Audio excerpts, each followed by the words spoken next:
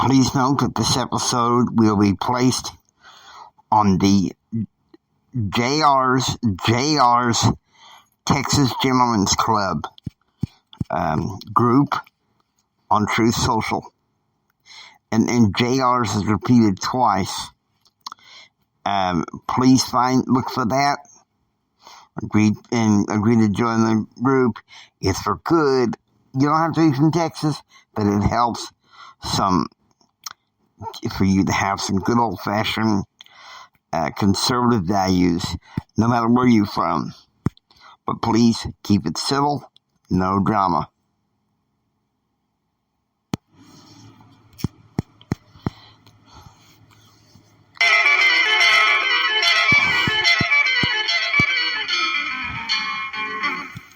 This is the J.R. Hendrick Texan Gentleman, the podcast that deals with the early life of J.R. Hendrick in a narrated format.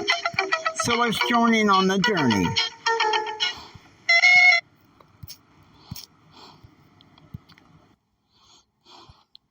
Okay, this is probably going to have some side political commentary, just so you know.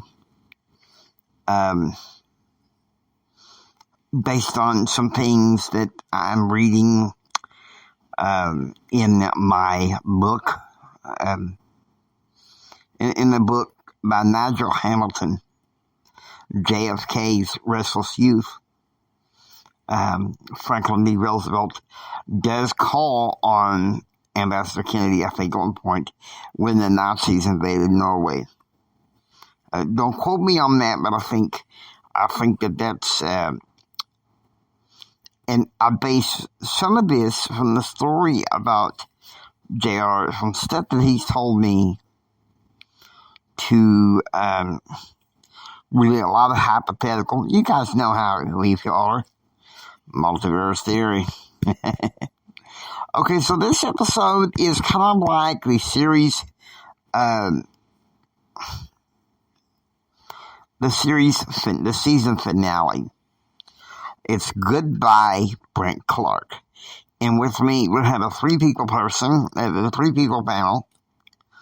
It's myself, JR, and a third person, Claude Ripmo, which I think he wants a spin-off show of his own, but we'll have to think about that.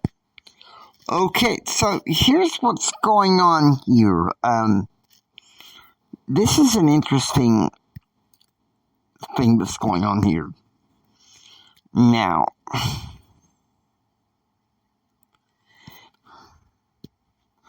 ask everybody for patience as I load everything up the way it should be.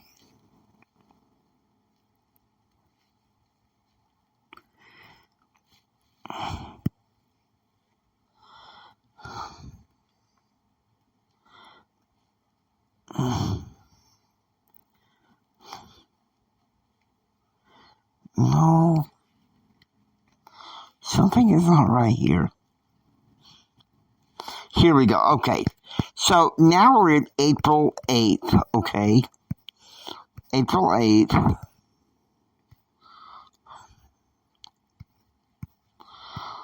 And it's 6:30 a.m.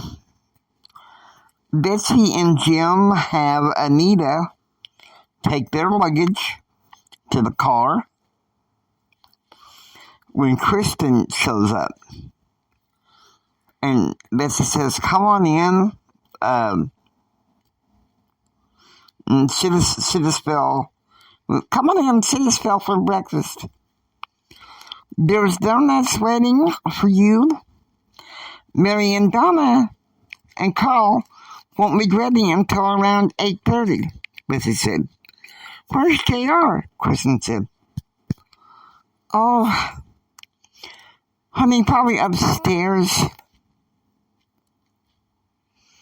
Darling, but I'll tell you what. My husband and I have to get to the airport so we can go back to D.C. He'll be down shortly, I promise. Okay, so it's 7 a.m.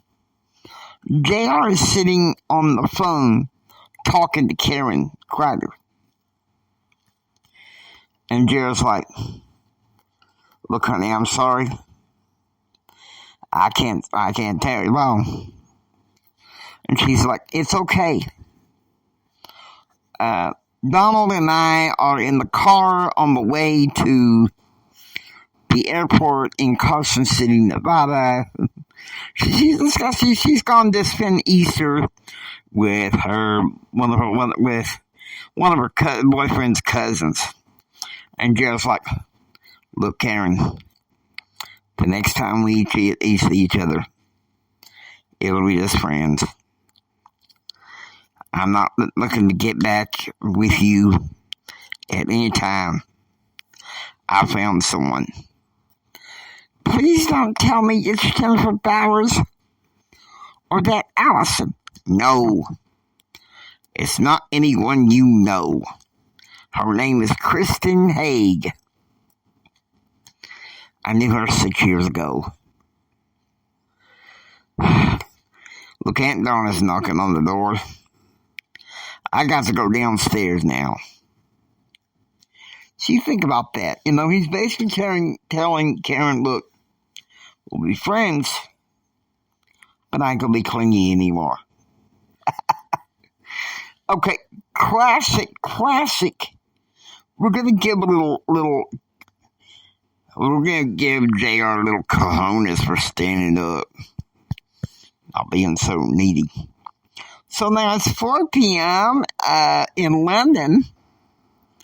Meanwhile, in London, Christine had just done some schoolwork when David walked in. And Christine's like, David, I'm sorry. I can maybe spend a couple of hours. But then I promised Daddy I'd get some schoolwork done. I feel like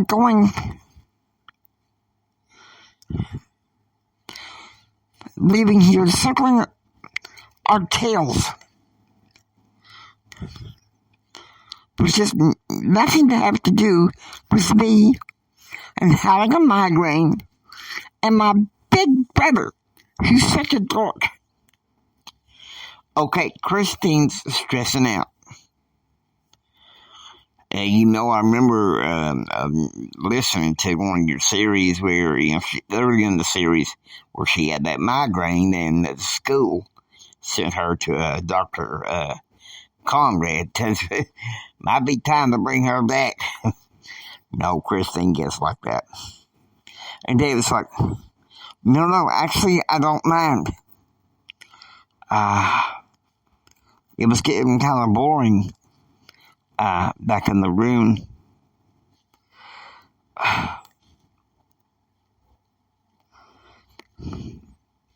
Besides, you should hear the gossip radio in London. Your brother's in love.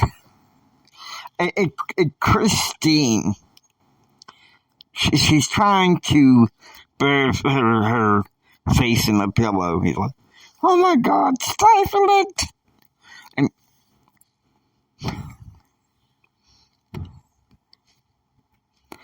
no, honey, it's fine. He thinks he's in love. Now, at the same time, at the ranch, JR asked Carmen to get their luggage, and taking Kristen, squeezing her hand lightly, he guides her into the car.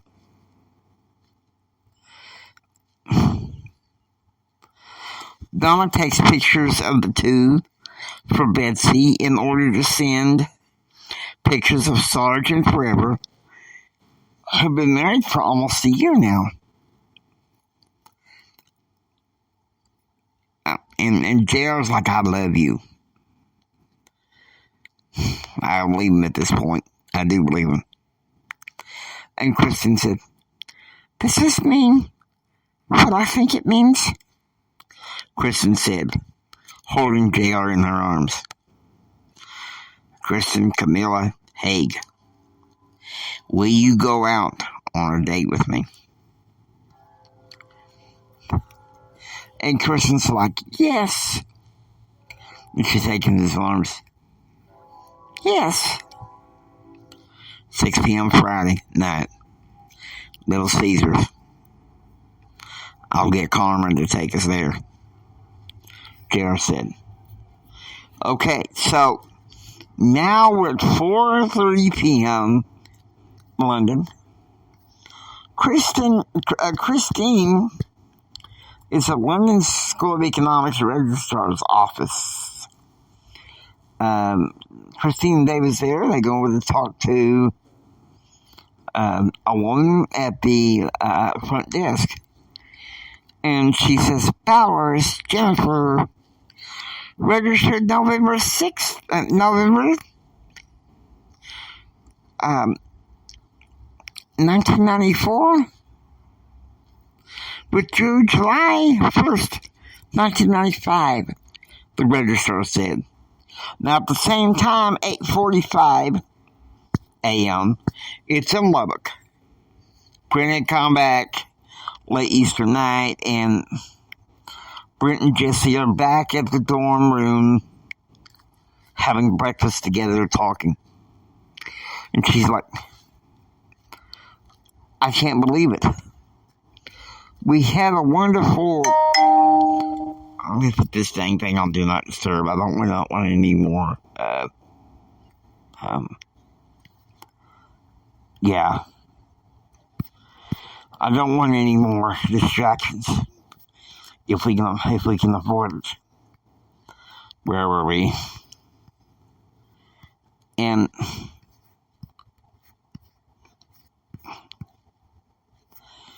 we're having problems here. Okay, here we go.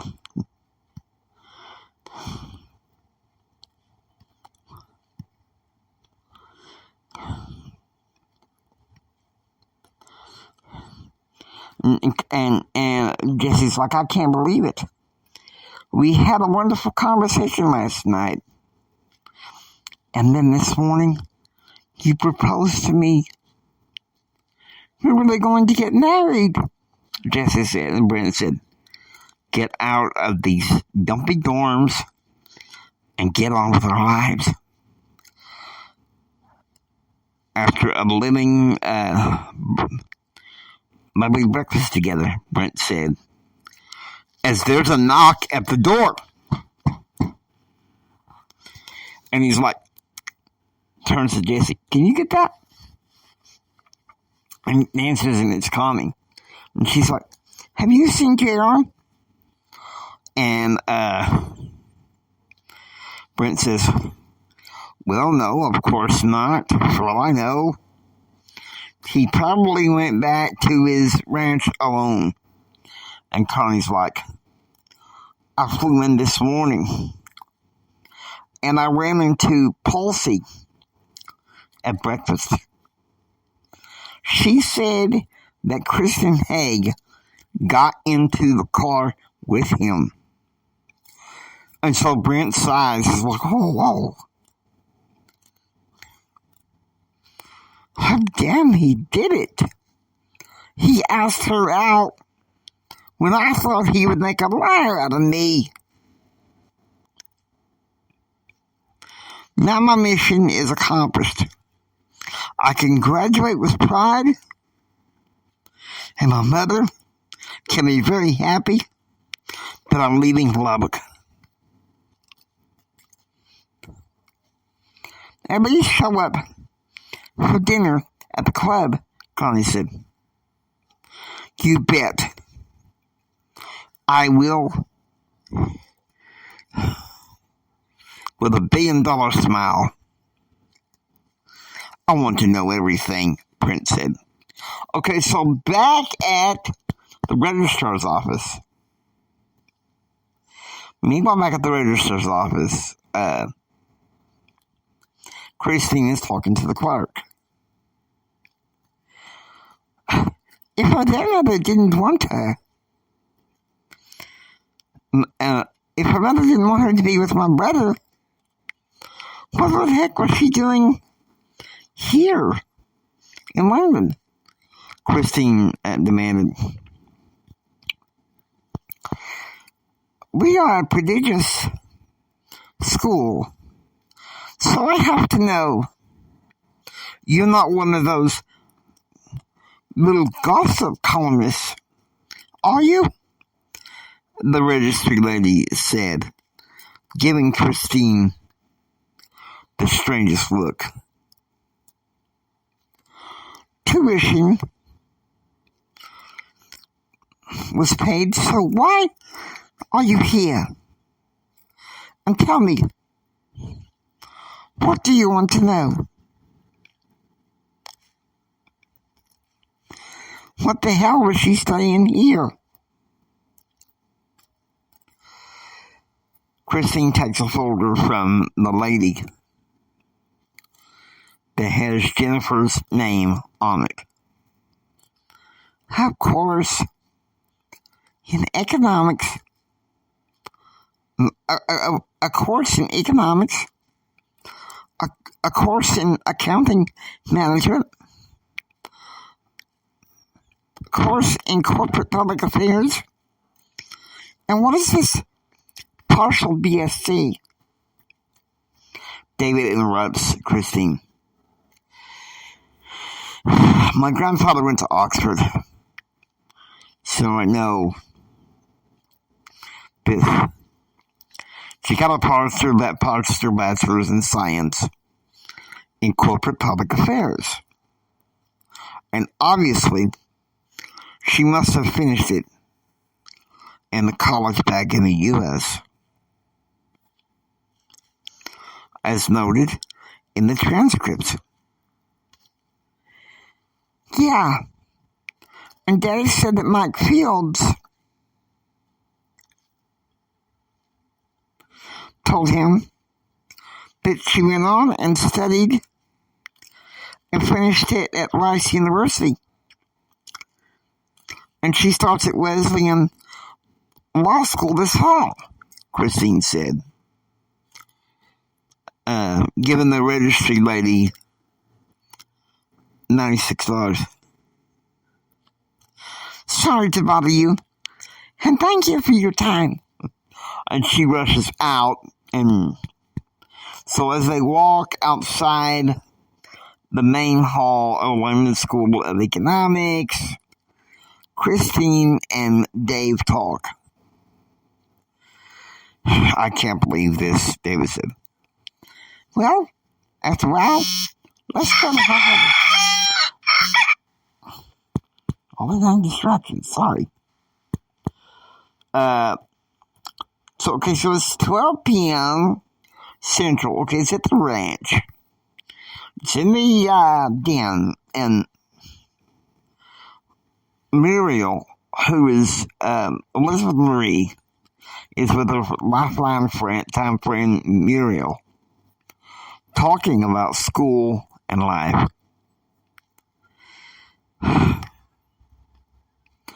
Cum laude, Elizabeth Marie said. After all that work,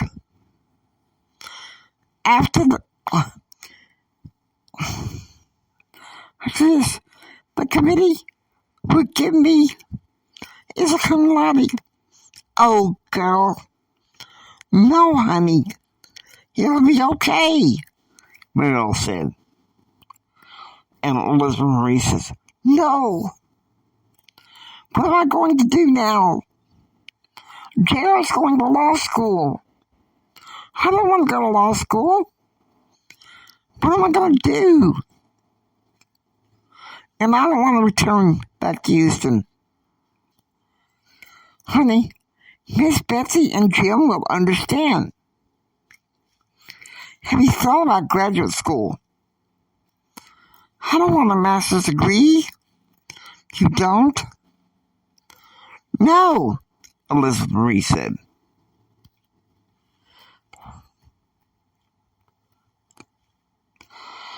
Okay, so it's obvious that Elizabeth Marie is sitting with books. A month later, okay, this is a JR note. JR, go ahead. A month later, when Mama returned to the ranch, she addressed the subject with Elizabeth Marie, turning into a brilliant socialite, with Mama doing the grooming.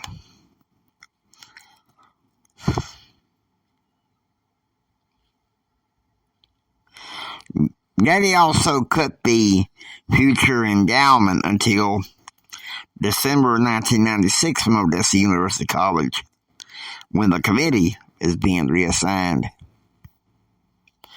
Okay, so it's 1 p.m. Central in the Holy Spirit Club. Brent is drinking some root beer when his cell phone rings. It's his father. You ready to roll? William Clark said. I have a few things to tend to, Daddy. But by Friday afternoon, I'm out, Brent said. Moving on to bigger and better things. That Hendrick family is charming down the drain, and I don't want you around them.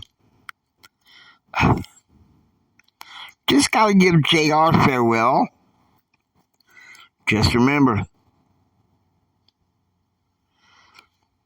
I showed you the big guy, and just remember, I showed you the big guy in Albuquerque. J.R. Hendrick, don't sign your paychecks. Dad, J.R. Hendrick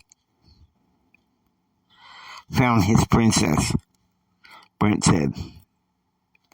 Just then, Jesse walks in. We have to talk to Reverend Haskell from Albuquerque today. Remember?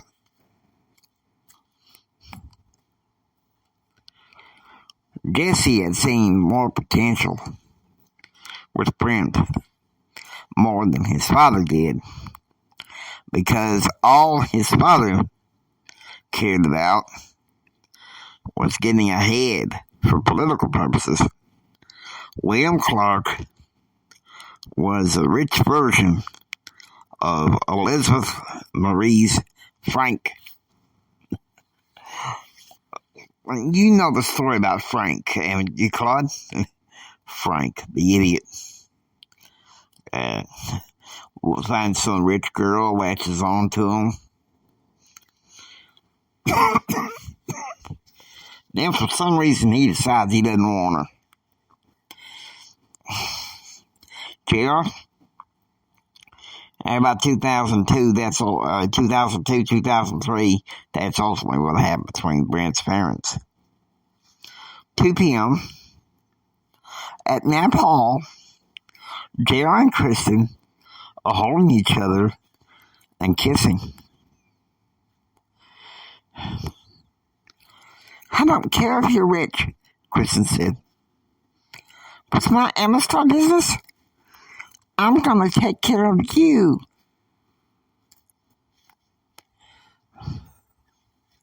What if I want to do the same? I don't want the same kind of marriage like my mama and daddy. Off again, on again. I want a lifetime partner, Kira said. You got it, JR, Kristen said. I heard about all those other girls. Jennifer Bowers, Karen Crowder. They just took advantage of you. Okay, so now it's 4 p.m. Eastern. Meanwhile, at 14 Heritage Gate, Jim and Betsy are in bed holding each other. And Betsy says, I have a ladies' tea with Catherine Baird tonight, Betsy said. Don't worry. Andrew House and I are going to watch the news, knock a few brews, and shoot pool. I'll keep the home fires burning. And I got that society party with Amanda Fitzwilliam tomorrow night. Don't worry, Blake Carter's coming over. He found himself a new love. Some rich girl who makes him happy. Again, I'll keep the home fires burning. 6 p.m. Central. On the way to her Amistar meeting, Kristen gets a call from her father. And John Haig's like, "Where have you been all weekend?" And Kristen said,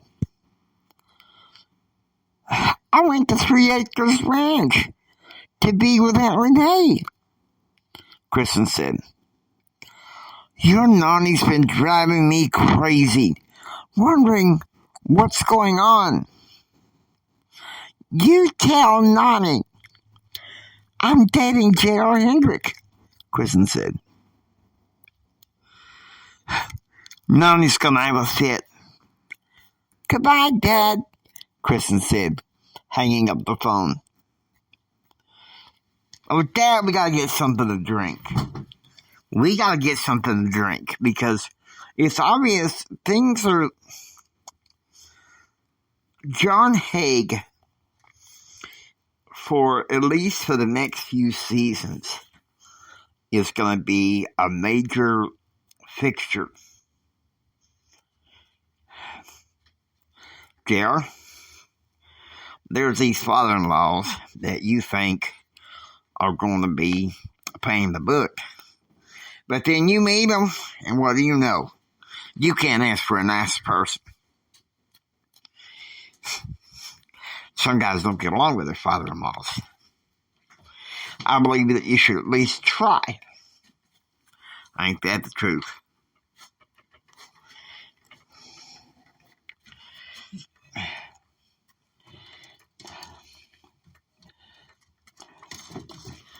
I got to pause and gauge so I can get me some.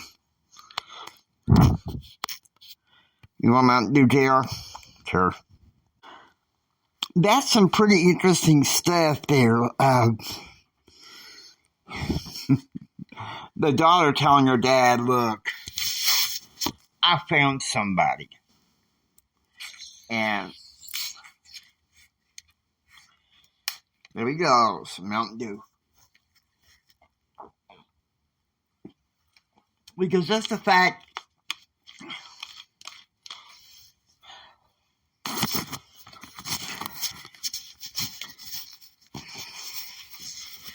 Just the fact that she had the gusto to stand up to her father, that tells you something. It really is.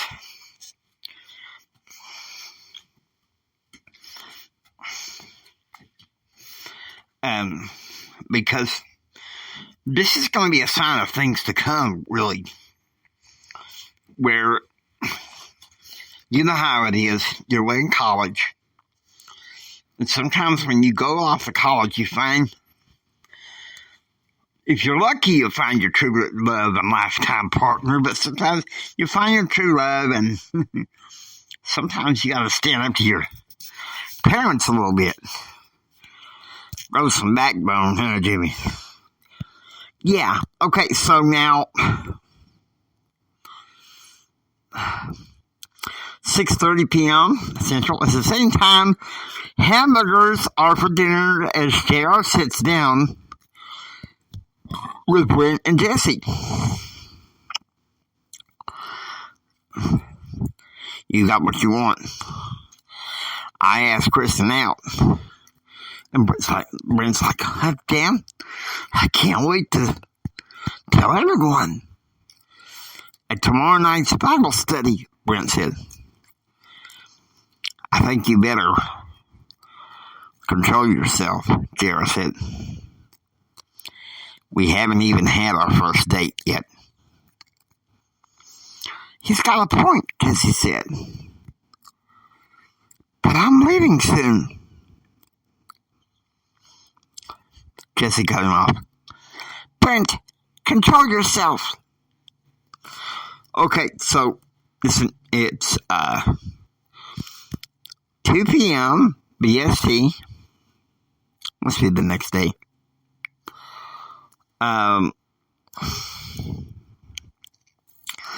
Meanwhile, at London Heathrow Airport, Kristen and Dave find one more link to the puzzle. July 5, 1995, American Airlines flight 5342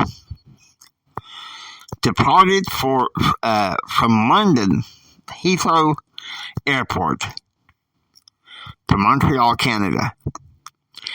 Sitting in business class is Jennifer Bowers, but sitting in coach is John Henry. And so Christine's like, why the hell would he sit in coach? You think they would sit together? Not all kinds of society couples were like your parents, David said. Angelina Bowers had straight rules as to how her daughter was to travel. Ooh.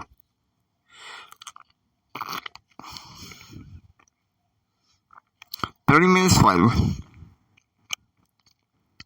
they're back in the hotel, and Christine is working on her schoolwork when she gets a call. And that call is about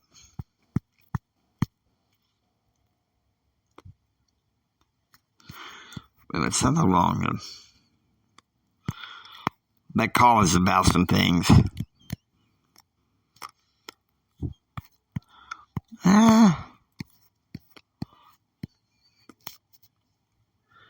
Obviously, we're going to have to improve a little bit because we'll deal with. No, come on, don't do that.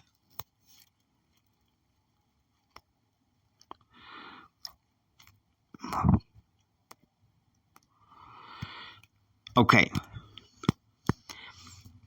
9 a.m. Eastern.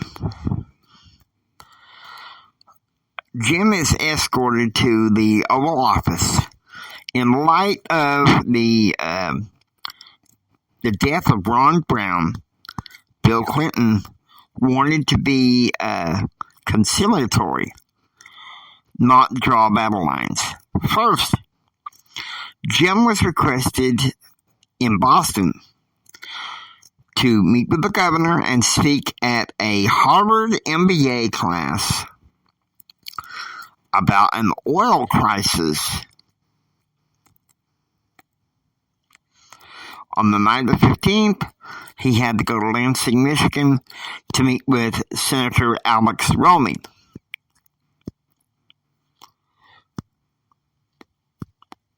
A bone thrown to him. But then, on the 19th, he had to fly to New York to meet with the lieutenant governor on official business. To New York and then Albany before returning on official business. Returning back to D.C. on the 21st. 9:30 a.m. Central. Jairs in Constitutional Law with Dr. Wild discussing the 8th Amendment. However, the meaning of some of the cases was lost on JR because the only thing he could think about is seeing Kristen. 11:50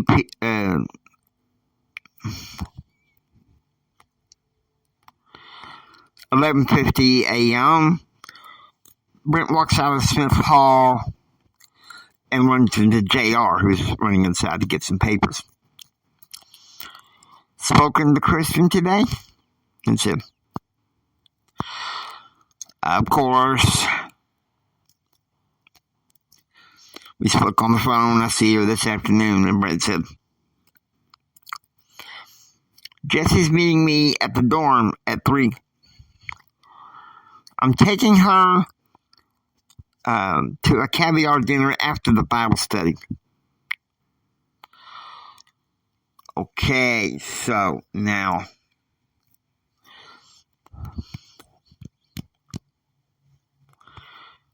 no, wrong button. Come on. Yeah, that's the right one. It's just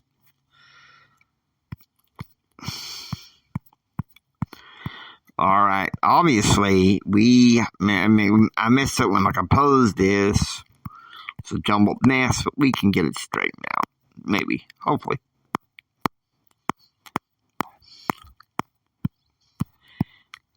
Patience. Okay.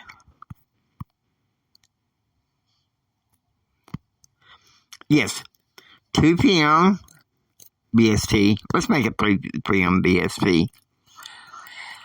Meanwhile, at London Heathrow Airport, Christine and Dave find one final piece of the puzzle.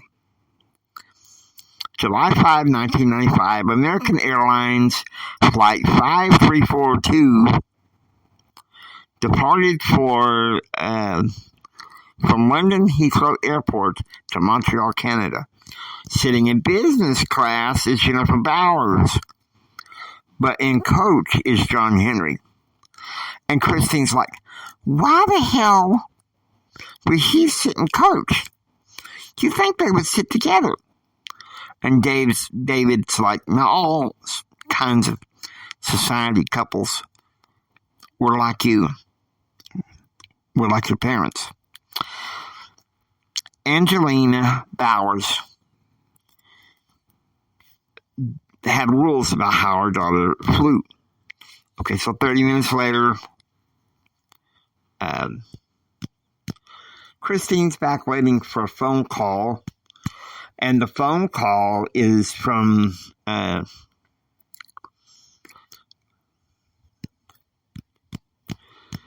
Holborn. Okay, so 3:30 p.m. BST. High Holborn Residence Hall. Christine talks to the residence manager. I generally don't interfere with the residents' lives. At High Holborn, we eschew gossip and prefer privacy. But there is a Susan next door, flat 5112. She can talk. So Christine and David, they go to the 5th floor. And Christine says, Susan, I'm Christine Hendrick. And she's like, oh yes, I'm from Helena, Montana. Your name is all over the papers. And David said, did you know Jennifer Bowers? Studious, almost stern, until she met this wonderful man. Would you please tell me if you know his name? And she said, why, yes, John Henry. It was obvious. By March, Jennifer, poor girl, didn't want to be here. But along came John. I told her. Warned him. Next thing I know, by July, they're packing her bags, and they're hitting the shuttle to the registry at Heathrow Airport. Jennifer gave me a copy of a prepaid ticket stub. And Kristen reads it, Jennifer Bowers and John Henry. One-way ticket on a fast flight to Montreal, Christine said. Thanks a lot.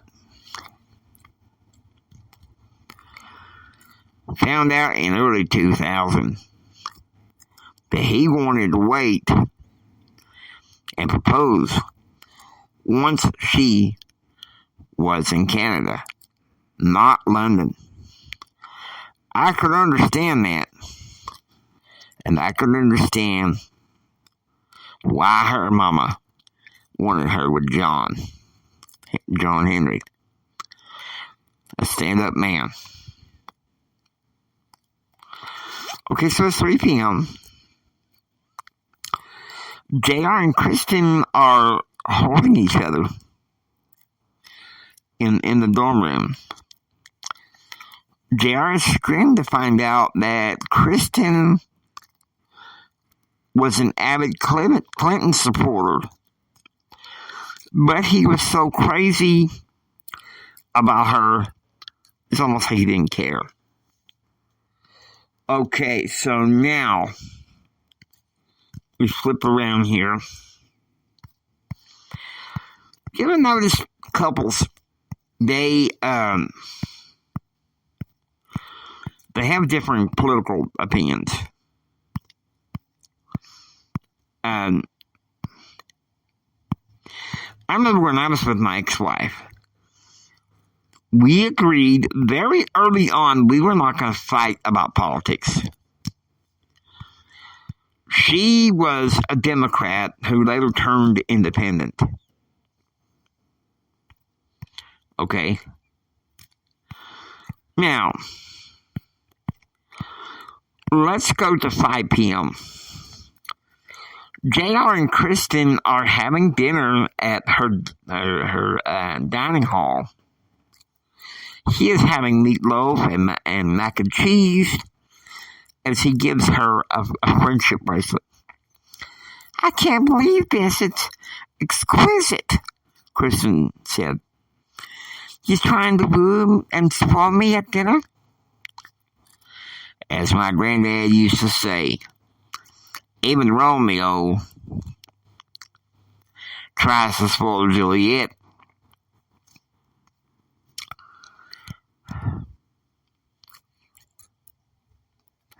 The chance is it. I want us to have a wonderful life together. A marriage. Then comes the first date, honey. You could be my way out, away from the problems of my parents' marriage. A chance for a big family of our own. Someday, somehow.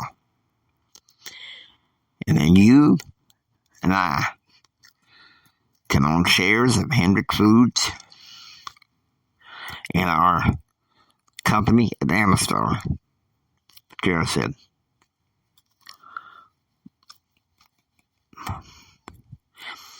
"10 p.m. As Jared says goodbye to Kristen, he can't, because he came to the Bible study, and then when, Brent had his date, he comes out and there's Brent right outside. And he says goodbye to Jesse. We both want Jared. It took you being too hard-headed to see it, Brent said. Right again. I'll see you. Kara, I'm leaving town Friday. I have a major interview in Albuquerque. And the chances are I could get the job. This is goodbye, my good friend. Brent said. Okay, so there you go. So there we go. We go to get this crazy thing to cooperate. Sometimes I don't want to.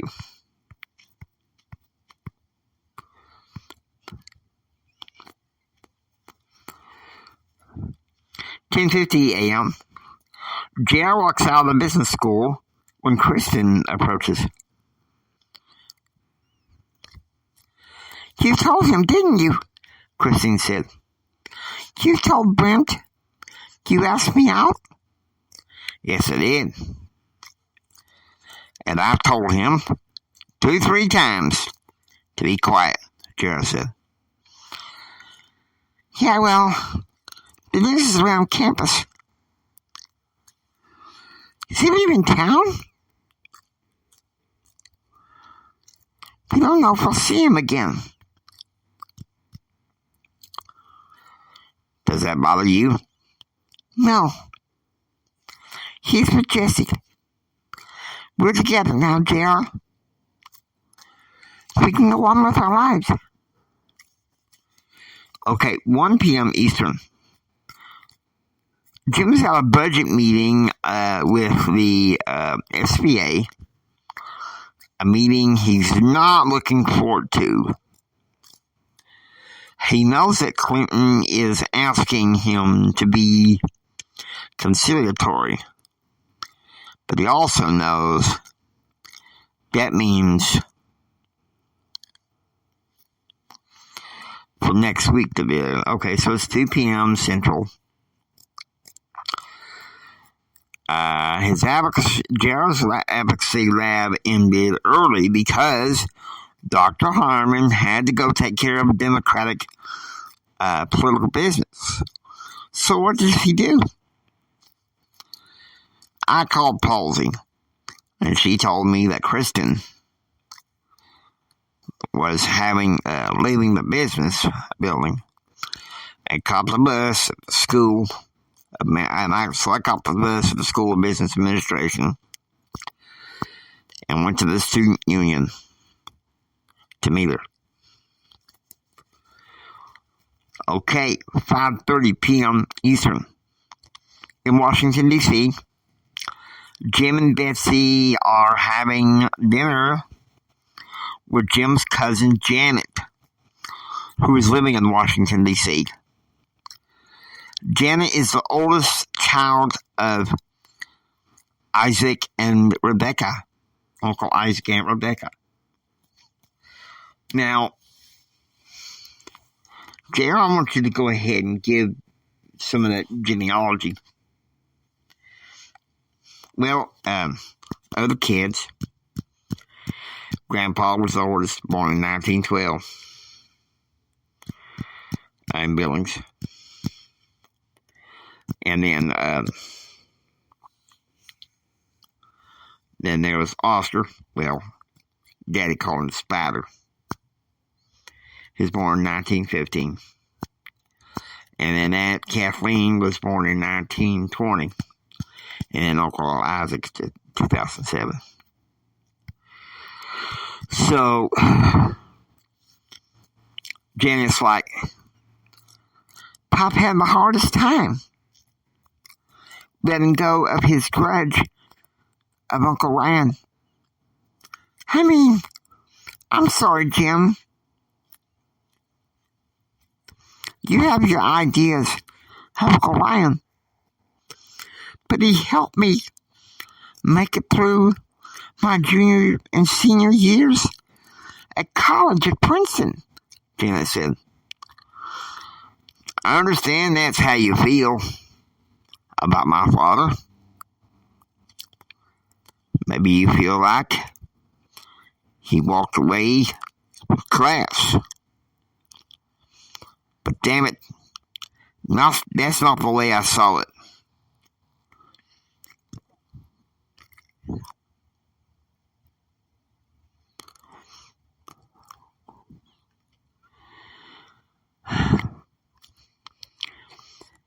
He just cleared it with Mama.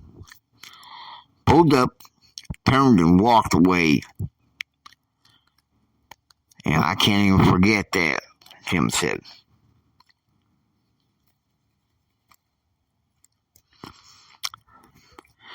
Jim, I remember Thanksgiving in Montana when the kids were little. Cal enjoyed it. Cal did not. What you didn't know was that Janet here and her husband Joseph were praying in their rooms at night. Did you forgive your dad? Betsy said. 11 years ago. 11 years ago, Joseph and I were trying to run our ice cream truck business because Joseph left Washington, D.C. when Reagan came to power. And now we're back here again. But anyway, we were having a hard time paying the bill to keep our ice cream company afloat. And Uncle Ryan paid the bill. I ain't saying he's all bad. You weren't born yet. But I remember when I was 11, one spring night, he took us for a picnic and swim in the springs. Your dad was mad at him and didn't want to go, so he took all of us. Funny how things change, though.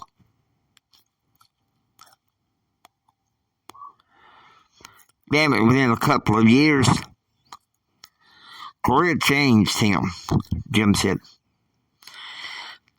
And Betsy speaks up, she's like, it's the same thing here, Betsy said.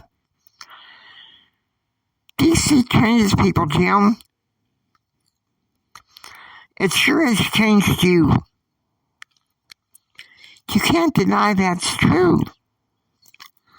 Bill Clinton is sending me on a goodwill tour. Same thing as my boss, I guess. He's trying to tell me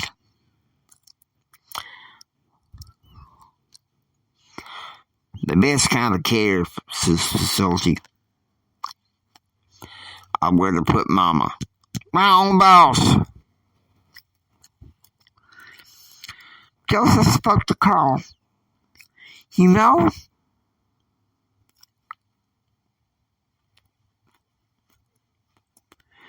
Aunt Esther's son Johnny? Your Aunt Esther's son Johnny? Jonas? Well, Joseph and Carl agreed with Johnny to put her in parks so she can be closest to you and Betsy when you step down. Joseph, always the pragmatist, Jim said. I remember I flew up here. I flew up to your wedding in Laurel, Montana.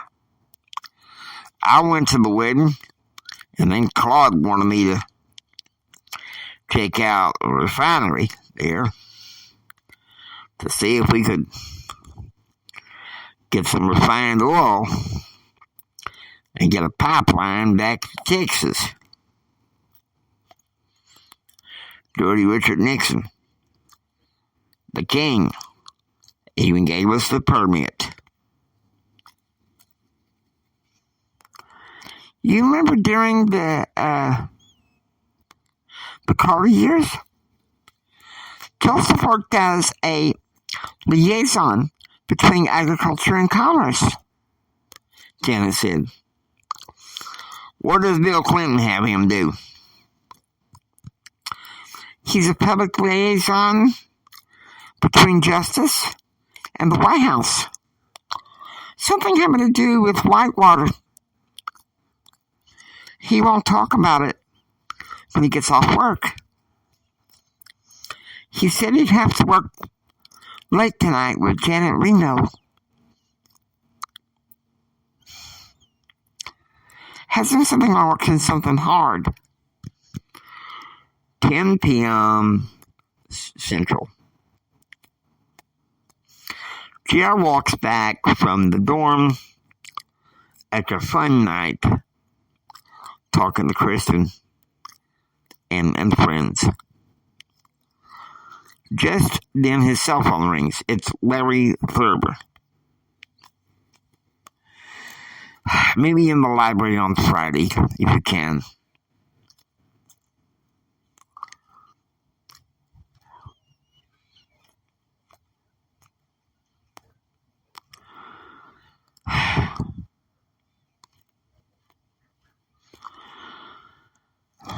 It's useless to be crawling around now, JR.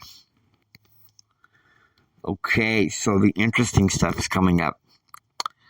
Just asking everybody to be patient. Here we go. The 11th and 12th, the final leg. 1:50 p.m. Central. Outside of Smith Hall, Grandma Mary approaches JR, saying that Uncle Carl wanted him to be there tonight for dinner. And this would work well together because it was possible that Kristen had an Amistar meeting. Of course, that doesn't happen. And Carl says that even Kristen could come. Okay, so 3 p.m. Eastern. In Washington, D.C., Jim asks Kelly to come into his office to ask, to talk to Mike Fields to do some more spying on Kristen Haig. Whether it was like his father-in-law felt towards him, he somehow smelled the rat in Kristen. Why? Jared, why was your father like that? My father was ruthless, conniving, idiotic. 7 p.m. At Uncle Carl's house, Jared walks in and announces his new date, Kristen. I'm so glad somebody is getting some good news, Elizabeth Marie said. I get tired of sitting around the ranch after doing my coursework, and I came here to see you.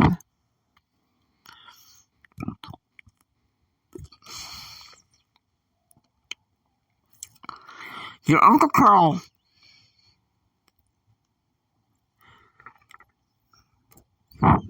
you and your date the best. Wishes you and your date the best.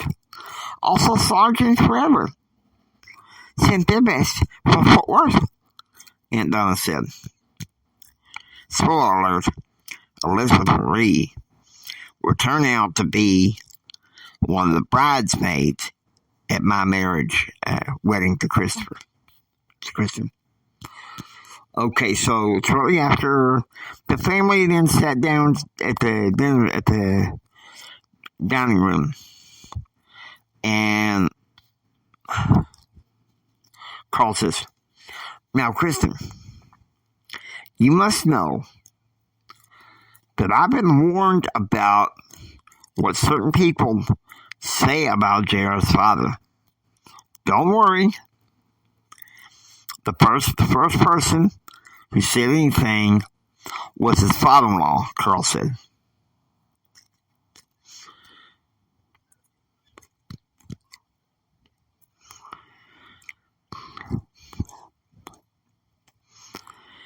I picked up the phone last weekend to talk to JR at the ranch. And his father answered. He's a tough act to follow, Kristen said. I wouldn't worry about it, Aunt Donna said.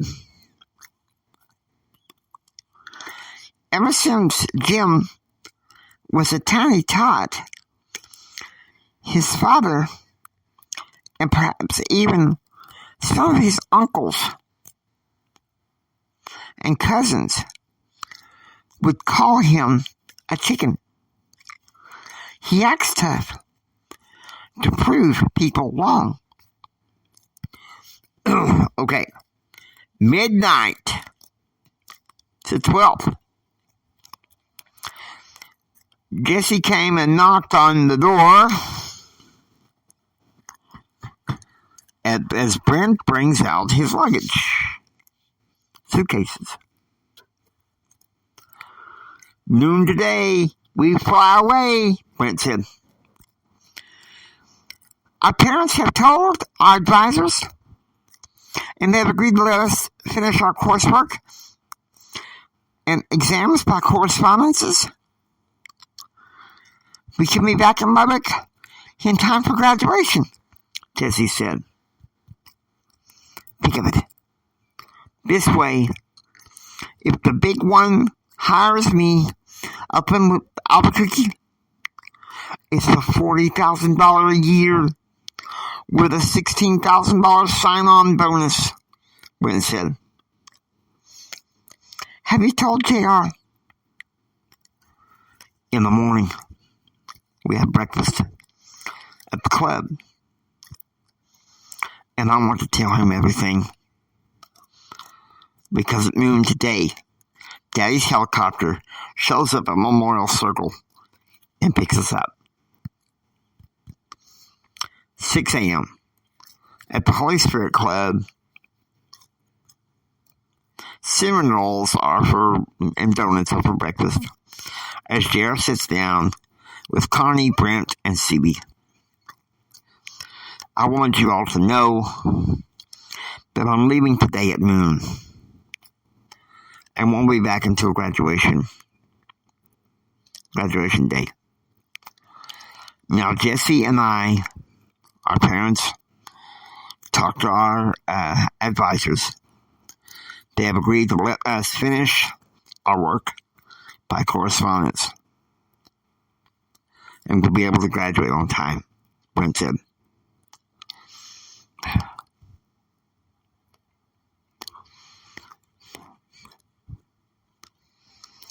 Don't you dare give me the credit for this, JR said. Relax, JR. You didn't have anything to do with this. Daddy pulled some strings. Connie spoke up. Sure. He did the thing. As I'm going to bet, you'll be back here in 4 months. Newspaper editors in major cities can be like sharks. 12 p.m. noon Central. William Clark's helicopter lands in the middle of Memorial Circle on the grass, and Brent and Jesse carry their luggage. They climb on the helicopter, and it takes off bound for Albuquerque. 12:30 p.m. JR walks into the Center for Visually Impaired at the Texas Tech Library and spots Larry Thurber standing on his heels in the corner of the room. What's going on? JR asked. I just want you to know I'm cutting out. I talked to the business team. I got a job interview with an international personal financial planning agency in Louisville. What's this about you getting with a girl?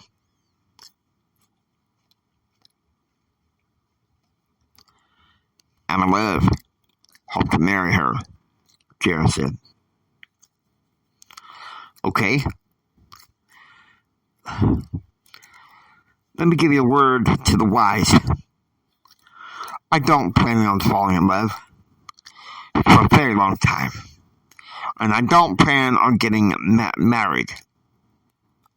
My God, my career, mean everything, Larry Thurber said, walking out of the room. From that point on until 2020, my friendship with Larry Thurber was over. In fact, he developed a big animus towards Kristen.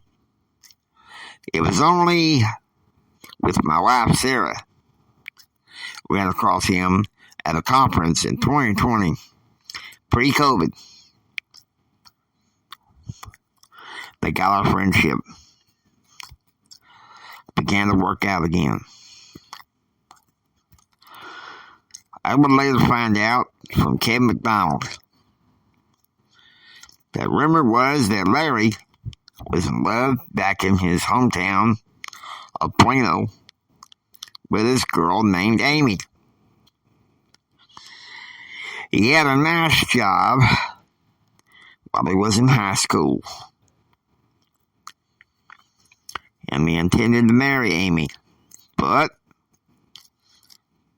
he got dumped by the girl and the job and the boss in one fell swoop.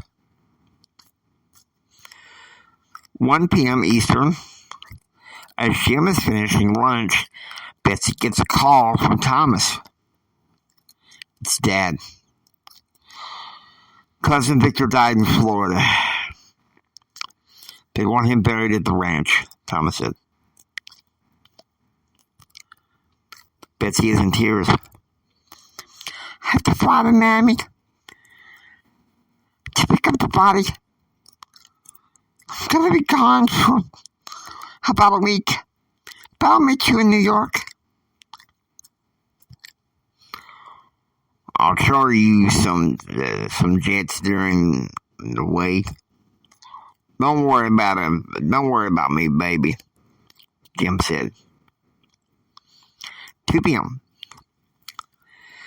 It's very okay. JR and Kristen don't remember. It's very obvious what's going on there.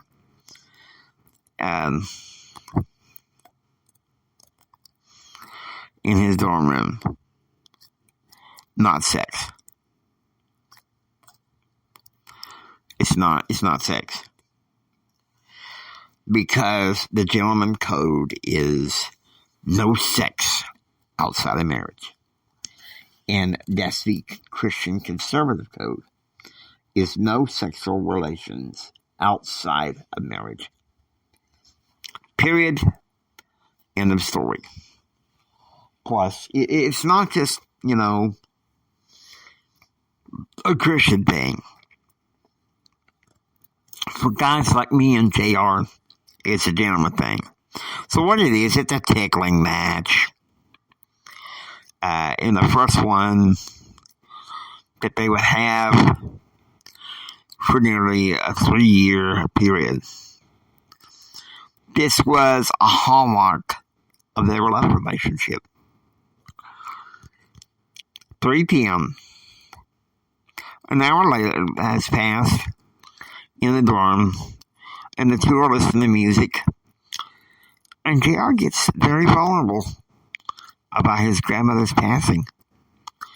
And Kristen's holding him very close. She's stroking his hair and his head and his hair. Pretty interesting. 6 p.m. Central. At Little Caesars, the two talk about their lives. And Kristen starts to be vulnerable about her anxiety and depression and the medication that she's on, plus the relationship she has with her parents. 8:30 p.m. JR walks Kristen back to the dorm, and they walk in, and Palsy says that Kristen's mother's on the phone. Mary Wentworth. And Mary's like, honey, where have you been? I've been on a date with JR. Mom, please, tell me it's not something about Granddad's surgery. Oh, no! She collapses in JR's arms with tears streaming down her face, realizing now that she has to go to Dallas to properly mourn her grandfather. And cut. This is quite an interesting one for us to assemble, really and truthfully. I think we need a drink here because it culminates not just in Brent Clark saying bye-bye.